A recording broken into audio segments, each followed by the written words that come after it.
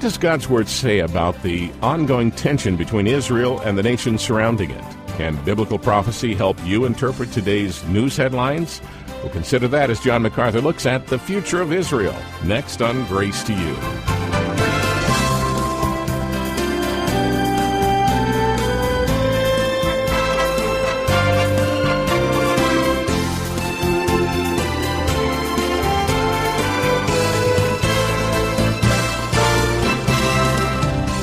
How close are we to the end of the world?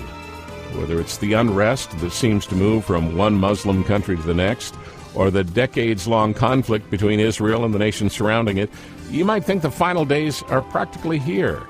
While we can't know for sure, one thing is certain: the future of the world is unquestionably tied to the future of Israel. And that is the title of John MacArthur's study here on Grace to You, a verse-by-verse study from the book of Daniel. Before continuing that study, though, John, how about an update from the MacArthur home front? How's your wife, Patricia, these days?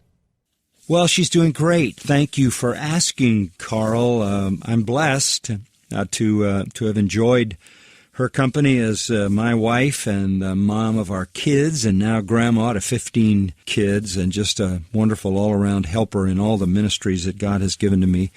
What a blessing. We're pressing toward 50 years of marriage together, and so grateful for God's goodness.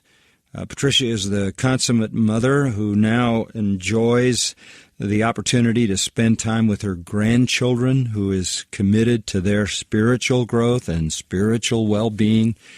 In fact, just this morning, we met together with one of our kids and her husband and 3 little children for a birthday breakfast, and bounced our grandkids a little bit, things that we enjoy so very, very much. I think it's very obvious to anyone who's a part of our church and our ministry that Patricia was God's gift to me and has enabled me to be used by the Lord the way I have for all these years. Her contribution is immense, for which I continue to be deeply grateful. Thanks, John. And now, let me encourage you to follow along in Daniel chapter 10. Here's John MacArthur again, continuing his look at the future of Israel. Now look at verse 10. We come to another king. The third one is Antiochus the Great. We've seen Ahasuerus, we've seen Alexander, now we come to Antiochus the Great. And history, again, doesn't even argue. You can read a liberal commentary or you can read a conservative commentary, and they all come up with the same names because there's so much evidence in this area. Now, remember that the Ptolemy of the South, at this particular point in verse 10, has conquered. So he's kind of ruling in Israel. He's kind of got the power base. He's defeated Callinicus in the north. Ptolemy Euergetes, if you want the name, has defeated Callinicus in the north. Callinicus fell off his horse and died. And now the north doesn't like the south winning. So Callinicus had 2 sons. Verse 10, his sons, plural, shall be stirred up, and shall assemble a multitude of great forces. And one of them shall certainly come and overflow, pass through, and return and be stirred up even to the fortress. One of Callinicus' sons died. The other one became the king of the north. His name, Antiochus the Great. And he came. And it says he would come with a multitude of great forces. History tells us he had 75,000 soldiers. And he came to attack Egypt, and he stomped right through the land of Israel. Verse 11 says, and the king of the south was moved with anger. Wouldn't you be? Somebody arrive at your border with 75,000 soldiers, and he comes forth and he fights with the king of the north, and he shall set forth a great multitude. And so the multitude begin to fight. Now, the king of the south is a Ptolemy also by the name of Philopator. He has 73,000 men, the history tells us, 5,000 cavalry, and he also had 73 elephants. They used elephants like battering rams and to carry things and so forth. And so this tremendous war goes on. Verse 12. And when he hath taken away, and the he's and the hymns are very difficult to figure out in here unless you know the history, and so we'll just run by it as quick as we can. And when he hath taken away the multitude, his heart shall be lifted up, and he shall cast down many 10,000s, but he shall not be strengthened by it. The king of the south was very effective in the battle. History says that they caused the north, Antiochus the Great, to lose 10,000 footmen, 300 cavalry, and 5 of their elephants. This we know from the historian Polybius. But this didn't really strengthen the king of the south. It just made the king of the north more angry. And so in verse 13, the king of the north is to return. And he'll come down with a multitude greater than the last multitude. And he'll certainly come after certain years. Amazing. It was 13 years later that he came back. Exactly as the angel had said. With a great army and great riches. And he came back to get his revenge.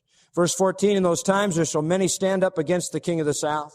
Boy, he had a great army. And people were joining it along the way because they hated the south so much. And look at this. Also, the robbers of thy people. Who were Daniel's people? The Jews. Who were the robbers? Well, the Hebrew term here means sons of breaking. Children of breaking. And what that means is people who don't keep their promise. Covenant breakers. They are the rebels. It could be translated men of violence who break the law.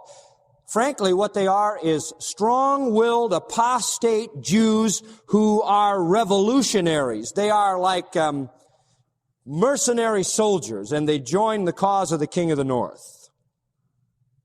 And they aid him in his attack. Really, most historians feel they wanted Judean independence, these mercenaries, these apostate Jewish revolutionaries. They thought that by war, if they could get in with Antiochus the Great, knock off Egypt, maybe Antiochus would give them freedom for their assistance. That's really what they wanted. But at the end of verse 14, it says they shall fail. They didn't get their goal. He didn't give them what they had hoped to get. Verse 15. So the king of the south comes, casts a siege mound, and it goes on to describe how the battle takes place. And by the way, if you want to know who won, it's very simple. The north won.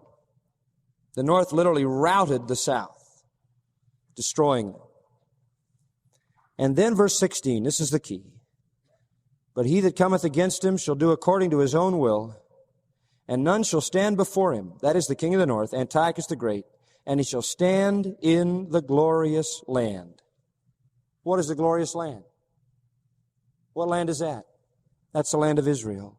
And here again we see the same kind of thing. They didn't get their independence. The mercenaries didn't get what they wanted. All they got was domination by Syrian power from the north, the Seleucids. Antiochus the Great took a lasting dominion over Palestine. Now, he was a smart man. Because some of them had assisted him in the battle with the south, he gave them some money.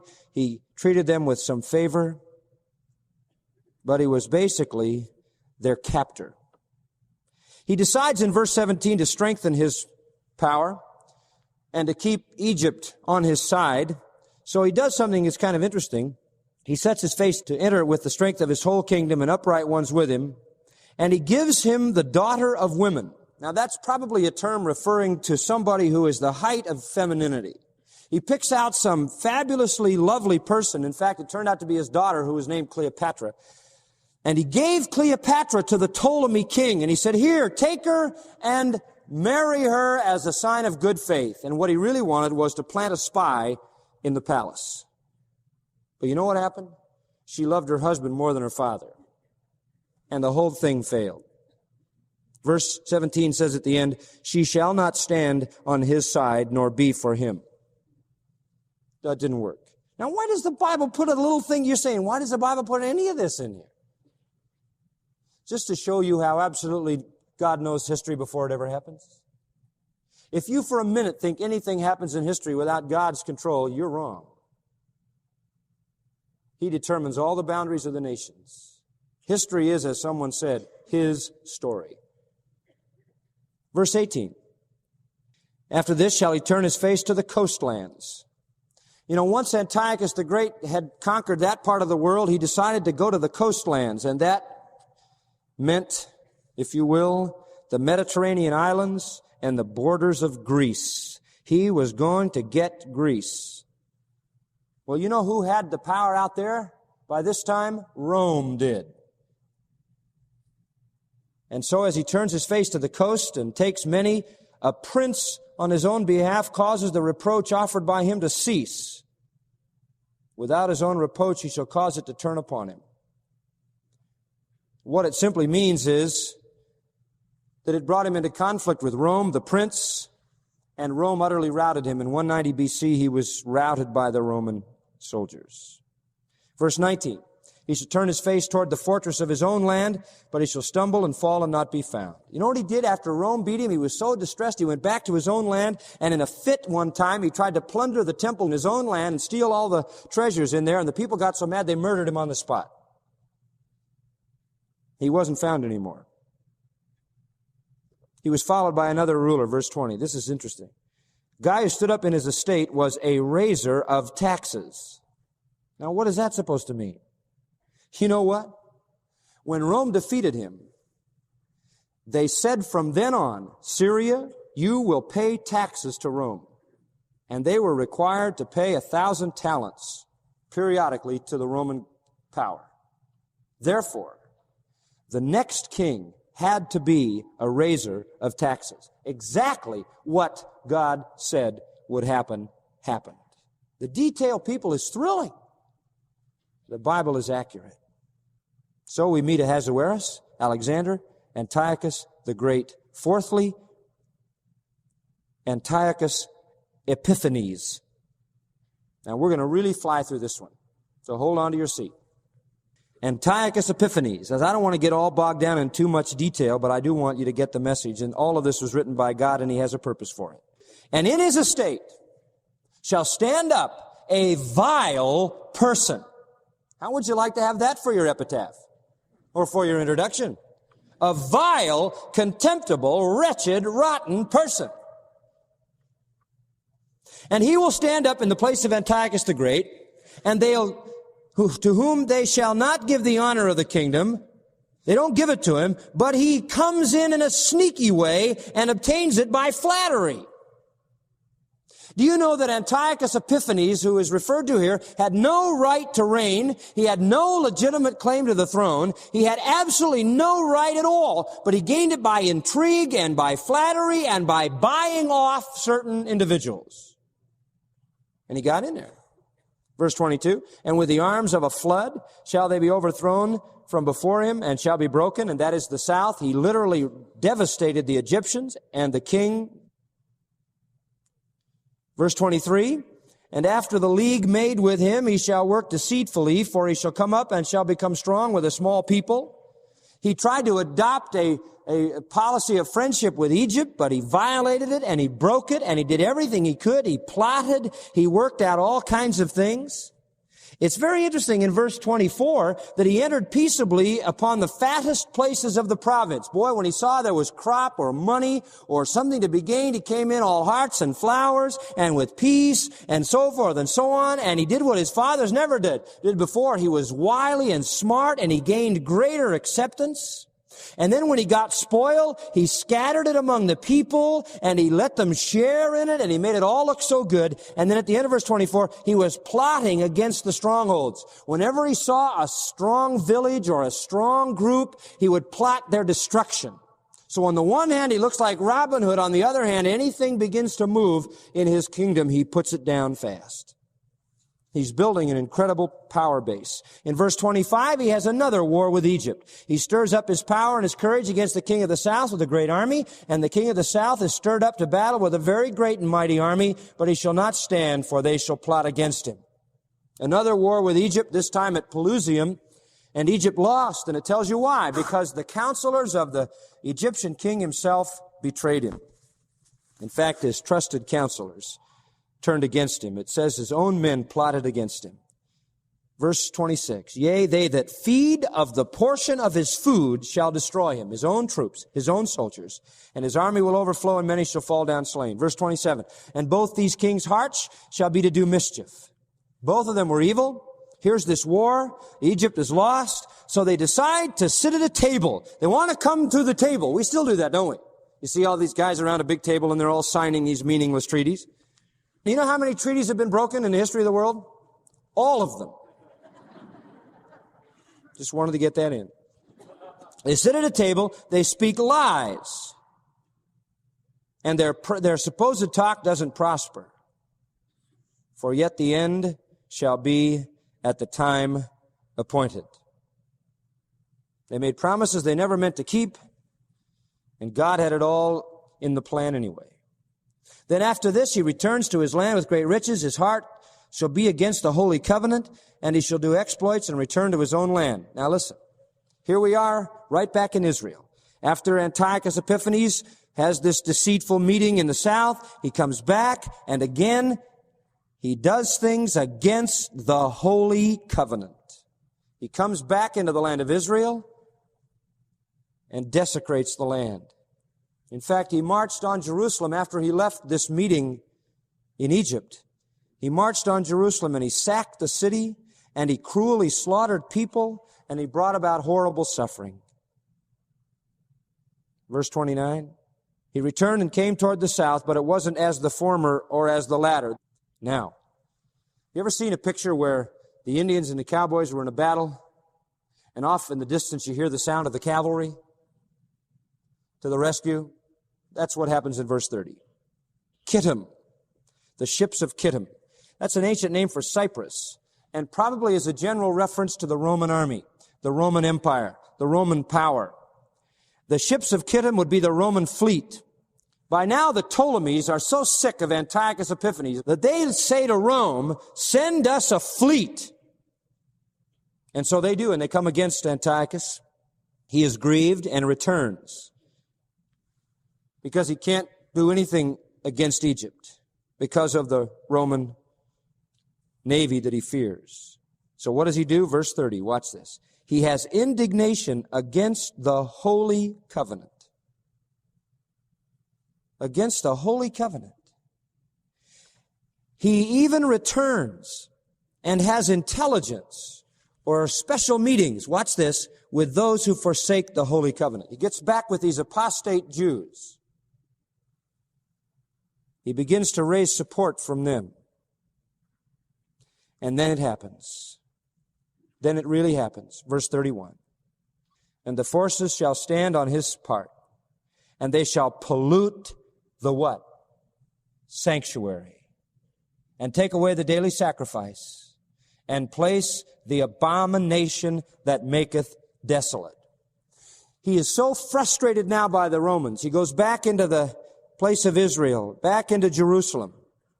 First thing he does is he puts guards all around the temple. Nobody can worship. He stops the sacrifice. He halts all worship.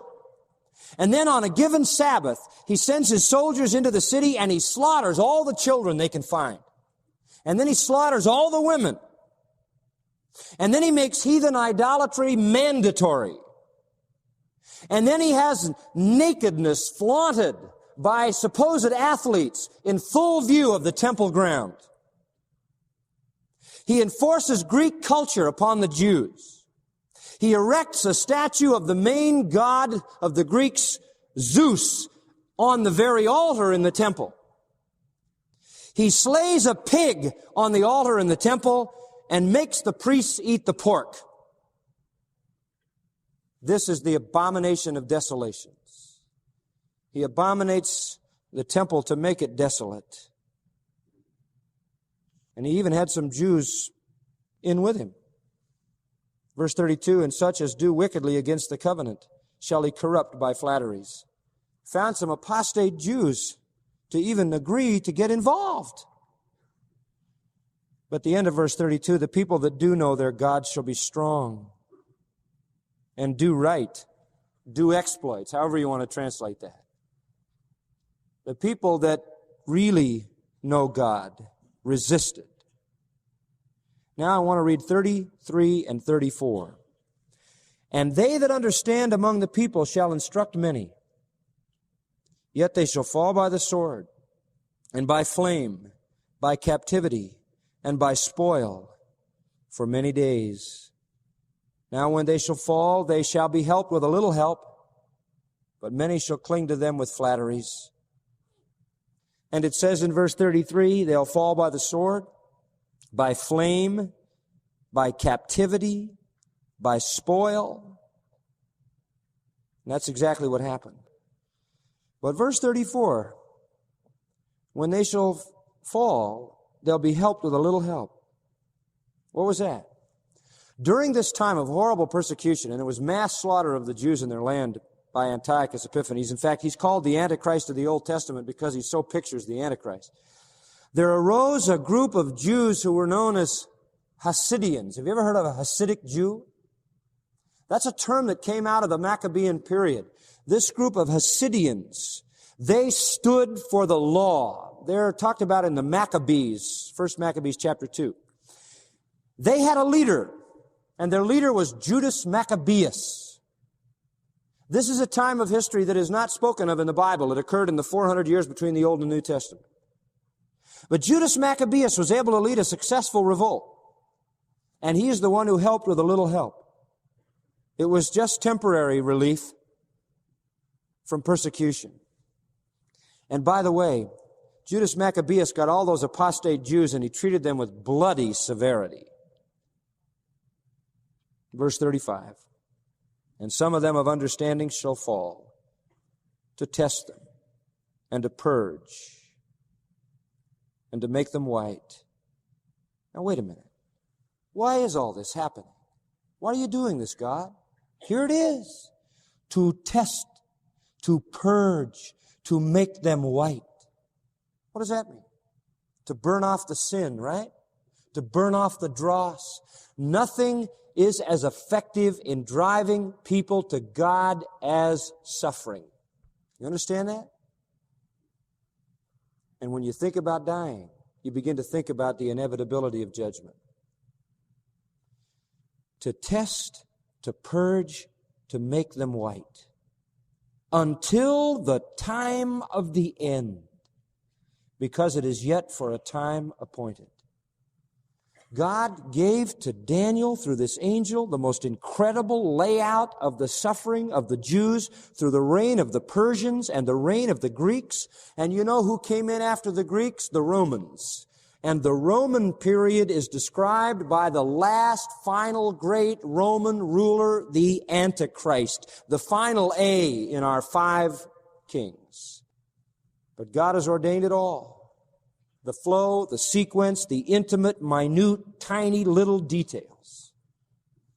Now listen to me. Don't turn me out now in this last couple of minutes. God is not finished with the purging process. You understand that? Why is it hard for Israel today? Because the purging is still going on. When the Messiah came the first time, he said to them, you will not come to me that you might have life. Oh, Jerusalem, Jerusalem, he says, thou that killest the prophets and stonest them that are sent unto you, how oft I would have gathered you as a hen gathereth her brood, but you would not. In Romans 10:21, Paul speaking the words of God, all day long have I stretched forth my hands unto a disobedient and contrary people. They haven't turned yet. But you want to know something? The suffering is a gracious suffering. You say, why do you say that, John? Simply for this reason. God has every right to forget them, doesn't he? But he doesn't. God has every right to say, because of your constant harlotries, because of the incessant disobedience, I forever turn my back on you. Because you have known so much, received so much, had so much, yours are the covenants and the promises. Because you've had it all and you've turned your back on me, I write you off. But he never says that.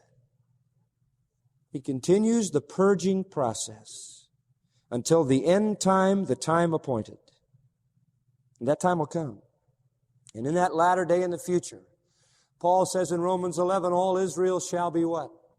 Saved. Isn't that great? What a great promise. Yes, it's a time of chastening for them, but be encouraged.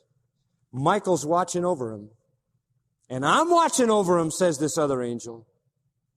And there's going to come a day when Michael stands up for the people of God. And a day when the Spirit descends upon them and they're redeemed and receive their kingdom. But in the meantime, there must be a chastening. Beloved, my word to you in closing is this. I hope you have a heart for the Jewish people. I hope you realize that that remnant is there and that God calls us to reach them.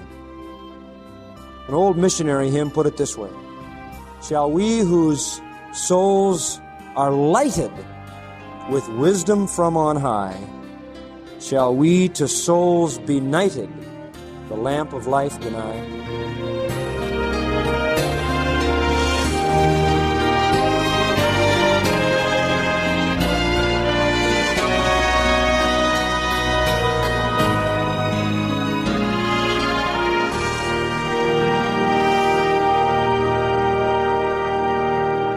A day of salvation is coming, both for the redeemed of Israel and for the rest of God's children.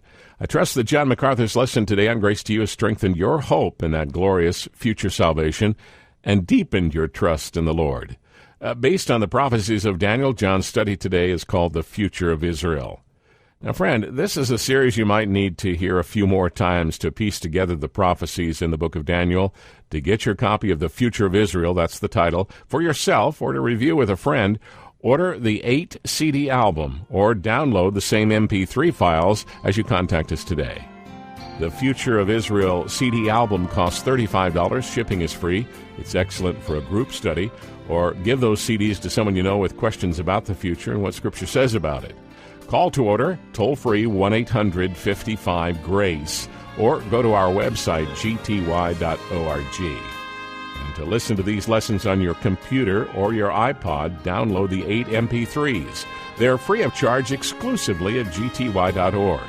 And by the way, if you have an iPhone, iPod, or Android, let me encourage you to download the Grace to You application. It gives you access to all of John's sermons, 3,000 total, wherever you go. The application is free at gty.org. And please remember, it's important for us to know that you're growing in your understanding of God's Word, and that lessons like today's are helping you see the importance of biblical teaching. Thanks for writing to us and for coming alongside Grace to You financially as you're able. Please write today. The mailing address is Grace to You, Post Office Box 4000, Panorama City, California, 91412. And the toll-free number is 1-800-55-GRACE. For John MacArthur and the staff, I'm your host, Carl Miller, encouraging you to return tomorrow for yet another half hour of unleashing God's truth, one verse at a time, here on Grace to You.